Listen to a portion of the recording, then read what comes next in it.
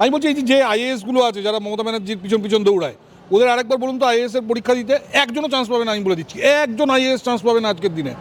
এই ডাব্লিউবিসিএসগুলো যারা extra DA নিয়ে ঘুরে বেড়াচ্ছে, তাদের বলুন তো আরেকবার ডাব্লিউবিসিএস দিতে একজনও চাকরি পাবে না, আমি আপনাকে বলে দিচ্ছি একজনও পাবে না। এরা কেউ পাবে না, কিন্তু এদের মধ্যে দম নেই আজকে প্রতিবাদ করার। আপনি দেখুন এইখানে 26,000 ছেলে মেয়ে চাকরি গেছে, কিন্তু এখানে যারা ধর্ণা দিতে এসছে তাদের সংখ্যা মেরে কেটে 200 থেকে 300। কেন? বাকি যে 25,000 তারা ভাবছে আমরা যদি আজকে এখানে ধর্ণা দিতে আসি, হয়তো পরের মাসে যে 9 মাসের স্যালারিটা পাচ্ছি সেটাও হয়তো বন্ধ হয়ে যাবে। আজকে তো পুরো শিক্ষক সমাজের নেমে যাওয়া উচিত ছিল। শিক্ষক সমাজের এত বড় স্খলন হয়েছে যে বাকি শিক্ষকরা কেউ এদের পাশে দাঁড়াচ্ছে না। তো তোমাদের সঙ্গে এরা 9 বছর 10 বছর চাকরি করলো, এরা অন্যায়ভাবে এদের চাকরি গেল, তোমরা বাকি শিক্ষকরা নামলে না রাস্তায়। আমি শুধু আমি এই 25,000-এর মধ্যে মাত্র 100-200 জন নেমেছে, বাকিরা নামেনি কেন?